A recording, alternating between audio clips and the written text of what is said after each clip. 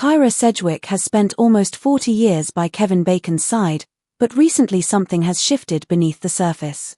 During their latest film project, people working on set sensed a strange tension between them.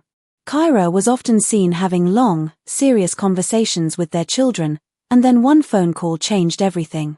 According to people close to the family, Kevin's newest project crossed a boundary that Kyra can't overlook. Now she is preparing to walk away from something she never imagined letting go of, and the reason behind it is far more shocking than anyone expected. Kyra Sedgwick was born on August 19, 1965, in New York City. At first, it looked like her life was built on comfort and stability. Her mother came from a wealthy German Jewish family, and her father belonged to an old American line that could trace its history back to the Revolutionary War.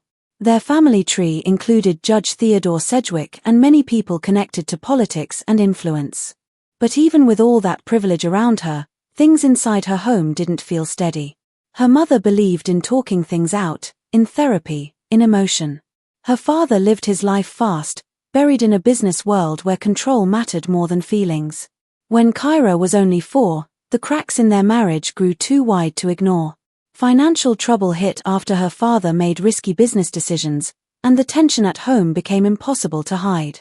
Kyra found herself split between two very different worlds, and those early years taught her that money and comfort can't shield anyone from emotional storms. The break finally came when her parents separated. She was just 4 years old when the long custody battle began. She moved back and forth between her mother's small apartment, where therapy sessions and emotional talks were normal, and her father's elegant place on the Upper East Side. When she turned 6, the divorce was finalized, but nothing felt settled. Kyra felt lost, pulled between two homes, and expected to adjust without showing pain. To cope, she wrote stories, imagined characters, and created little worlds where things made sense. Those early creative habits became emotional survival skills, and later, the very foundation of her acting. Her family history was never quiet or simple. Her half-brother, Mike Stern, was a gifted jazz guitarist 13 years older than she was. Critics in the 1990s called him one of the greats. But behind his brilliance, he struggled with heroin addiction. In 1986, he overdosed and almost died, surviving only because doctors performed an emergency liver transplant. For Kyra, visiting him meant stepping into a world filled with extraordinary music but also fear and heartbreak. Watching someone she loved fight a battle she couldn't help him win shaped her understanding of addiction and suffering. It gave her emotional depth long before Hollywood ever noticed her. Her identity shaped her too. Kyra grew up with strong Jewish influences from her mother. She attended Passover dinners, listened to stories about traditions, and leaned on therapy to help her untangle the confusion from her parents' divorce.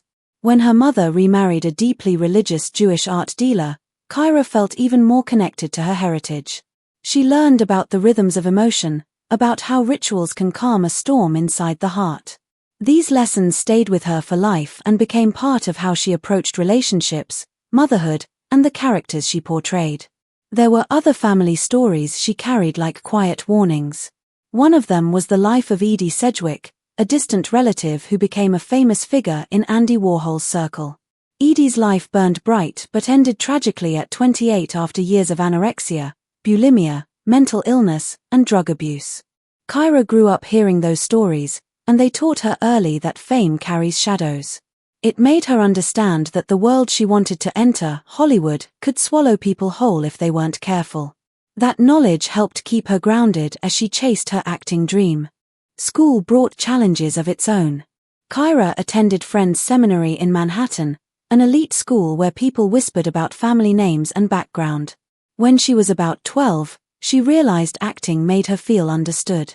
But as soon as her classmates realized she came from a powerful family, the bullying started. They teased her about her background and made her feel out of place. Instead of shrinking, she threw herself into school theater. She poured every feeling into her performances. Her teachers saw her passion and encouraged her to keep going. In 1983, she started college at Sarah Lawrence, a school full of creativity. But she stayed for only 1 year. Her father was shocked when she dropped out to pursue acting full-time. He wanted her to follow a stable path, but Kyra felt called toward something else, something unpredictable but real.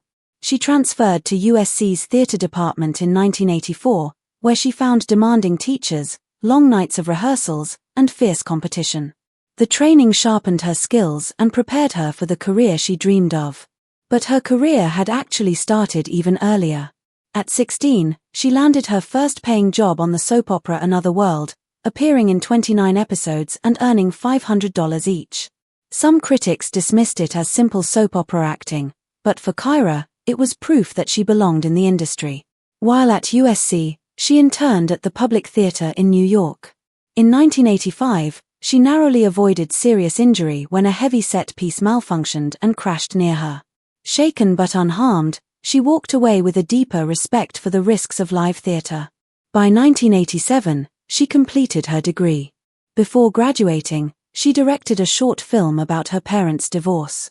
It won a campus award and revealed her talent behind the camera. She auditioned constantly, sometimes 10 times a week, while finishing school.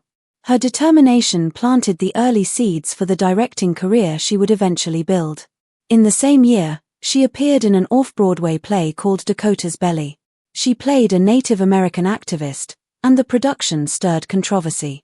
Native American groups protested her casting, calling the play insensitive. Protesters stood outside the theater every night. Still, critics praised her raw performance, and she earned a Drama Desk nomination. It became her first major moment of recognition and taught her that meaningful roles often come with risk and debate. In 1988, she starred in Lemon Sky opposite Kevin Bacon. Their chemistry began on set and grew quickly into something more. Kevin kept inviting the cast to dinner just to get close to her. When that didn't work, he invited her to his hotel room for a massage, which became their first private moment together. During filming, Kyra was forced to improvise an emotional scene in one long take. Her performance impressed everyone and opened many doors for her. It also marked the beginning of the relationship that would lead to marriage later that year. Her career continued to grow. In 1989, she played a journalist in The Man Who Lived at the Ritz, a World War II drama filmed with real explosions and collapsing sets. During one scene, falling debris hit her, causing minor injuries. It reminded her again that acting often demands physical courage as well as emotional strength. She made another small but powerful appearance in the pilot of NYPD Blue in 1990. To prepare, she spent time with real police officers, listening to their stories about fear, violence, and trauma. When the cameras rolled, she carried those stories in her voice. That experience eventually pushed her toward supporting victims' rights later in life. In 1991, she directed and performed in a workshop of the Vagina Monologues. Some theater officials tried to stop the production, calling it too explicit. Kyra refused to back down. The workshop became a feminist milestone and strengthened her voice as both an artist and an advocate. Her Hollywood breakthrough arrived with Born on the 4th of July in 1989, where she played Donna, Tom Cruise's character's girlfriend. She wore a prosthetic leg for days to understand her role better, committing fully to the emotional demands of the part. Her dedication caught the attention of the cast and crew, and the long, pressure-filled days on set helped establish her reputation as a serious actor. In Mr. and Mrs. Bridge, 1990, she worked with legends Paul Newman and Joanne Woodward. During one scene, Newman wanted the scene blocked a certain way, but Kyra disagreed. Their argument stopped filming for nearly an hour. The director later admitted the fight actually improved the scene.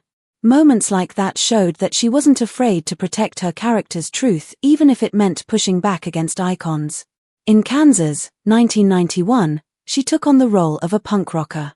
She learned basic guitar in 2 weeks, bought her own wardrobe, and dyed her hair for the entire shoot. The movie became a cult favorite, and critics loved her energy. That same year, she reunited with Kevin Bacon for the film Pirates, an edgy romantic comedy filled with bold scenes that sparked conversations about what mainstream films were willing to show. Their marriage was still new, and the on-screen intimacy made interviews awkward. Still, Kyra threw herself into the role with courage, earning attention for her boldness. In 1992, she appeared in Singles, and something clicked the moment the camera focused on her. She played Linda Powell with a nervous charm that felt authentic. One line she improvised, "Everyone has an act, and not having an act is your act," became iconic. The film captured the spirit of early 90s Seattle grunge, clubs, Pearl Jam cameos, and Kyra stood out in the middle of it all. Director Cameron Crowe encouraged her to keep improvising, trusting her instincts. The film earned more than $18 million and eventually became a cultural snapshot of its era. That same year, she starred in Miss Rose White and delivered one of the most powerful performances of her career. She learned Yiddish for the role and embraced the emotional weight of playing a woman who discovers her sister survived the Holocaust. The long, draining days on set paid off when she won the Primetime Emmy Award for Outstanding Lead Actress. Critics praised her honesty and vulnerability, and the role dramatically changed the way people saw her. By 1995, she was starring in Something to Talk About, playing Emma Ray King. This role pushed her physically as much as emotionally. She rode real horses, took real falls, and even cracked her ribs during one stunt. The pain she felt slipped naturally into her performance, giving it a raw and grounded edge. The movie was released in August 1995 and earned her a Golden Globe nomination for Best Supporting Actress. People admired the way she held her own beside major stars while quietly dealing with bruises and physical pain that the audience never saw. In 1996, she appeared in Phenomenon and played Lace with a softer, warmer touch. John Travolta played a man transformed by something supernatural, and Kyra's calm presence balanced the film. One of their strongest scenes was an unscripted piano duet that Kyra encouraged everyone to improvise. They filmed it during a quiet night in rural Colorado, and the stillness around them made the moment feel fragile and incredibly real. The movie blended romance and mystery in a way audiences loved, and her choice to keep every emotion honest helped lift the entire story. The following year, she made a sharp turn and played Felicia Potter in Critical Care, 1997. It was a cold, emotionally unsettling role. She spent time in real intensive care units, watching families face life or death choices. Those experiences shaped her performance, especially the scenes where she fought for the last moments of her father's care. The cast included strong names like James Spader and Helen Mirren, but Kyra's ability to move between manipulation, fear, and heartbreak made her unforgettable. When the movie came out in November 1997, it sparked nationwide discussions about medical ethics that lasted long after the credits rolled. Then 2005 arrived, and everything in her career changed again. She stepped into The Closer and created one of the most memorable characters on television. Even before filming began, she sat alone in front of a camera and recorded herself trying more than 50 different Southern accents. She wanted Brenda Lee Johnson to sound like a real woman from Georgia, not an actor putting on a voice. When the creators saw her tapes, they couldn't believe how far she pushed herself. That commitment shaped the entire tone of the show. The pilot aired on June 13, 2005, introducing viewers to a detective who was sharp, emotional, charming, stubborn, and unpredictable all at once. As The Closer grew more successful, her influence behind the scenes grew too. By the fourth season, she was earning about $300,000 per episode. But in 2008, she clashed with the studio over Brenda's eating disorder storyline. Kyra wanted it to stay raw and honest. The studio wanted to soften it. She refused to give in, even though she knew it could cost her the job. Her push won, and the storyline stayed. That moment became a milestone in her career and proved how deeply she believed in telling the truth through her characters. To make Brenda's interrogations feel real, Kyra trained with lapped detectives in 2006. She rode with them, watched how they handled gang conflicts, and observed the psychological tactics they used during questioning. She later said she learned that deception wasn't always cruelty, sometimes it was a tool.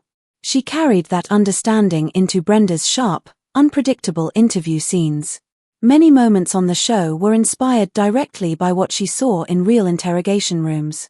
Her dedication helped the series earn respect not just from fans but from real law enforcement professionals. Then another shift happened. From 2013 to 2021, she joined Brooklyn Nine-Nine as Chief Madeline Wunsch. She usually filmed her scenes in quick one-day blocks because she was busy directing other projects, but she still managed to deliver smart, cold, wickedly funny performances. Her rivalry with Captain Holt became one of the funniest and most beloved parts of the series, and she even earned an Emmy nomination for the role. In 2021, she took on Call Your Mother, a show that felt personal to her because she drew inspiration from her real life as a mother to Travis and Sosie. Jean Rains was a mom trying to reconnect with her adult children, and Kyra helped shape the character from the inside out. Even though the show was cancelled after one season, she talked openly about how much it meant to her. Many fans wished it had continued, but they also said her honest portrayal of family struggles stayed with them long after the show ended. Her career continued rising.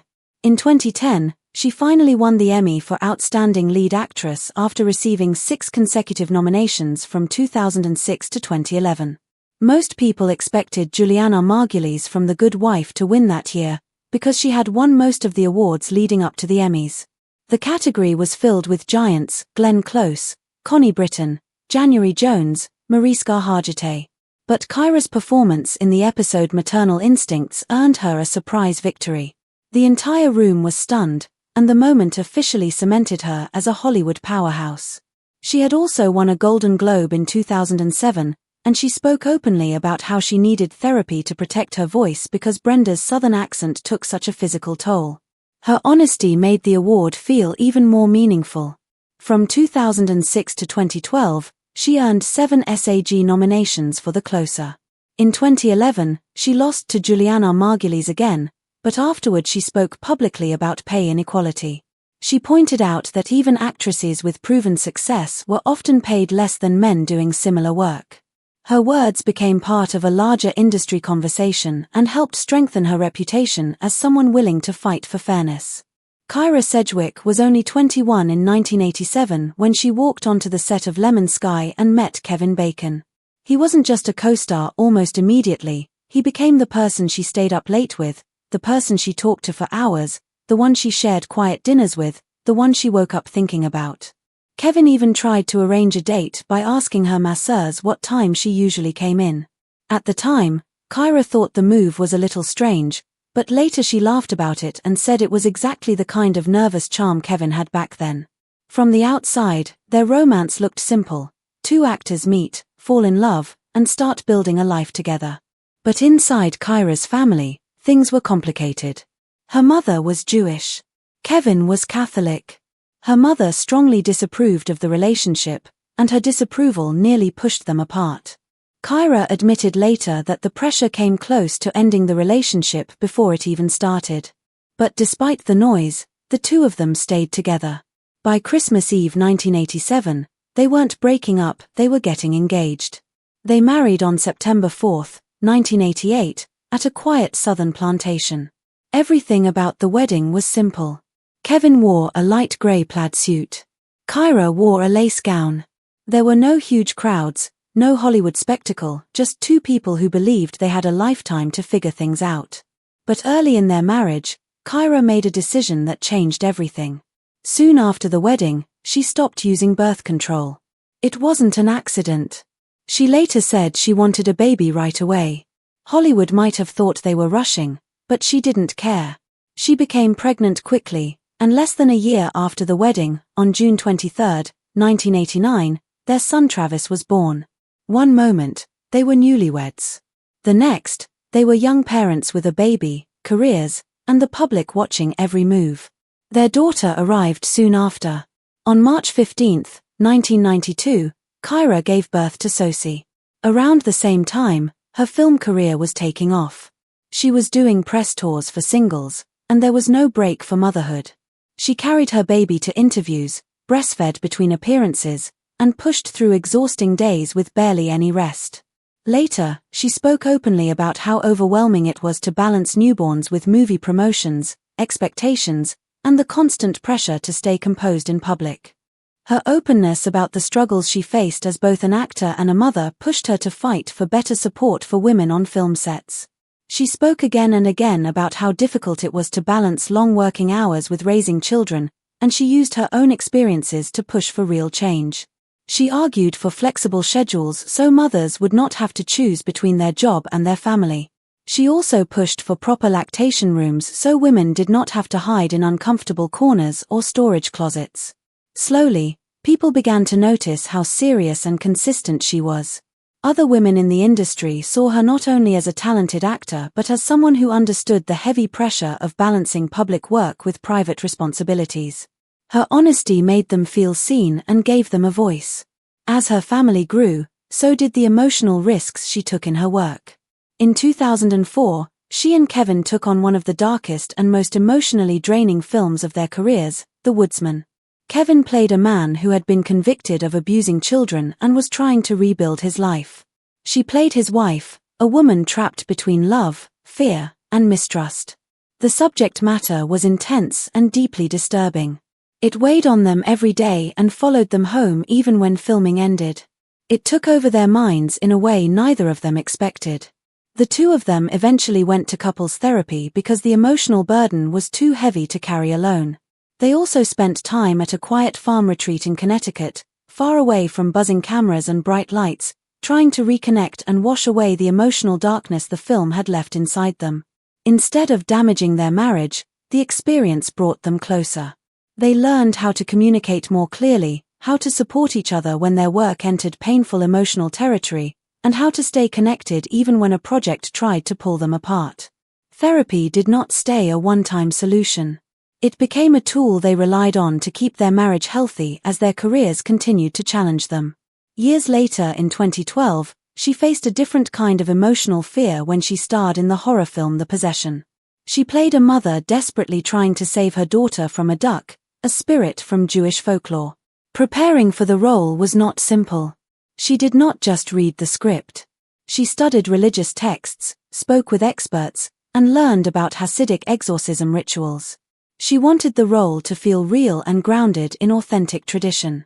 The final exorcism scene in the movie, led by a Hasidic rabbi, was shaped directly by the real rituals she had researched. But the deeper she went into the story, the heavier it became for her emotionally. She began having vivid nightmares. The role affected her so much that the production paused for a full week so she could recover. Some of her Jewish relatives were upset about how dark and graphic the story felt, and she had to face the emotional weight of carrying a character who was drowning in fear. The experience changed how she thought about horror, about spirituality, and about the emotional price she was willing to pay for certain types of roles. While she pushed herself as an actor, she also began building something behind the camera. When The Closer ended in 2012, she did not relax or slow down. Instead, she launched her production company, Big Swing Pictures, which focused on stories led by women. One of their first major projects was Reach Me in 2014, a small independent film with spiritual themes that surprisingly managed to gather around 50 celebrity cameos. Sylvester Stallone appeared, along with Tom Arnold, Tom Sizemore, and many others. She even brought in real-life spiritual figures. The movie told the story of an anonymous self-help book that quietly changed the lives of many people, connecting them in unexpected ways. She used a large portion of the money she had earned from The Closer to help finance the film herself. Distributors were stunned by the long list of cameos and by the unusual structure of the story. When Reach Me premiered at the 2014 Los Angeles Film Festival, reviews were mixed, but it slowly gathered a passionate audience that appreciated its message about change and second chances. For her, the project proved she could build something from the ground up, attract major names, and share a message she believed in without needing a huge studio behind her. By 2016, she had expanded her work even further. She lent her voice to the character of a grieving mother in the film The Age of 17. At first, the role seemed simple because it was just voice acting, but it turned out to be emotionally heavy. She had to sound like a woman carrying deep sorrow, a mother trying to connect with her teenage daughter while still trying to heal from the death of her husband. The role demanded vulnerability and subtle emotion, and audiences felt the honesty in her performance. It showed that even with just her voice, she could make a character feel painfully real. Then came 2017, when she stepped into the director's chair for the first time for a feature-length project. She directed the Lifetime movie story of a girl, based on the novel by Sarah Zar. She refused to play it safe. She cast Kevin as Michael, a pizza shop owner who spent half the film shirtless and who was also written as a gay dad, an addition she made based on themes she had explored in her USC directing thesis about non-traditional families. The film was not easy to get made. HBO passed on it, and she believed in it so strongly that she used her own money to help finance the production. Story of a Girl aired on July 23, 2017. The story followed Deanna, a teenage girl whose life was torn apart by a sex video that spread through her community and never seemed to disappear. The film explored shame, family pain, and the possibility of forgiveness. She used her years of acting experience to guide Ryan Shane, who played Deanna, through the most vulnerable moments. Kevin's role as a gay dad sparked public debate, with some people arguing about how roles like that should be cast. She defended her choices, explaining that her vision of family did not always fit traditional molds. For her, the story was not about scandal but about how families survive judgment and heal. She continued to grow as a filmmaker. In 2019, she guest-directed an episode of Grace and Frankie titled The Aid. On the surface, it was a light comedy about two older women. But underneath, the episode explored something rarely seen on television: genuine intimacy between senior characters. She pushed for the scenes to feel honest and unfiltered, not polished or sanitized. Marta Kaufman, the show's co-creator, admitted she was surprised by how boldly she approached the topic. She drew on her own parents' experiences with late-life love and insisted that mature romance should be shown with the same honesty and dignity as any other age group. At the same time, she was preparing for a much bigger ambition. In 2022, she made her feature film directing debut with Space Oddity, a drama about family guilt and environmental anxiety. The film earned her a Directors Guild nomination and proved she could handle stories that were both intimate and connected to global issues. She continued to direct TV episodes and produce films, including a horror project with Kevin and their daughter, Sosie. Their partnership shifted from just acting together to co-producing and co-directing, blending their creative lives with their family life. That same year, she stepped into the Marvel Universe through the Guardians of the Galaxy Holiday Special. She voiced herself on the phone in a small role, but what mattered most to her was the family inclusion clause she negotiated, making sure Travis and Sosie were involved behind the scenes. The special premiered on November 25, 2022, and audiences loved its mix of humor and heart. For her, it was proof she could join a huge franchise without leaving her family behind. In 2023, she joined The Summer I Turned Pretty as Aunt Julia in Season 2. Filming during 2022 was heavily shaped by strict COVID rules. Daily testing, distancing, and limited crews changed the atmosphere of every set. At one point, she had to direct important beach scenes remotely from home. She worked through video calls, guiding the crew and even directing Sosie, who appeared in the show.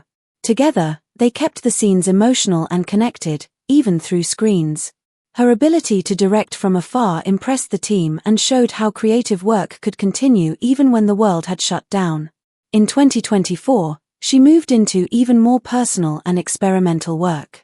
She directed short films that played at Sundance, exploring guilt passed down through generations and complex questions of identity. She drew heavily from her own family history, including the Sedgwick connection to the art world and Andy Warhol's factory. These shorts surprised audiences by tying private family stories to broader social pressures. It marked another step in her evolution from actor to filmmaker who used her own life as artistic material. That same year, she took a strong public stance that sparked widespread discussion in Hollywood. She spoke against what she called Jew face, the casting of non-Jewish actors in explicitly Jewish roles. She argued that Jewish stories should center Jewish performers. At the same time, she defended Kevin's long history of playing characters with backgrounds different from his own, saying her point was not about his career but about supporting authentic representation in Jewish stories. Her next project brought her advocacy and her family life together. She and Kevin began developing a horror comedy called Family Movie, co-directed with their children. The story followed a family of filmmakers who suddenly find themselves inside a real horror situation. The project played with identity, fear, creativity, and the strange bonds that form when a family creates art together. All of this built toward a powerful return to acting beside Kevin.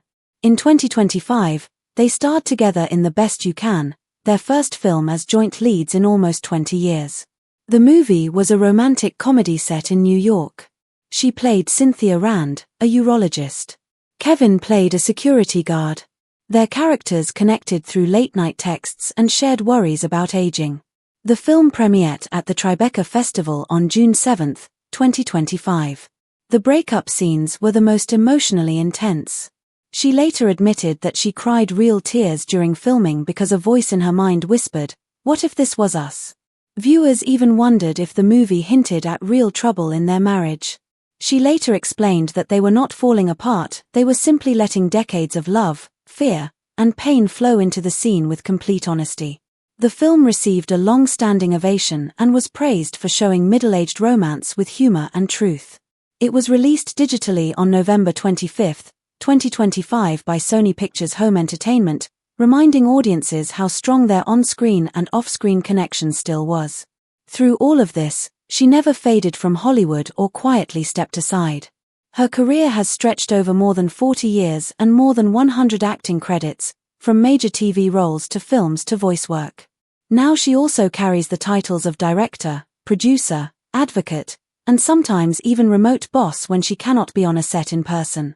She remains active on social media, continues working with Kevin, and consistently chooses projects that challenge her, scare her a little, and push her to grow.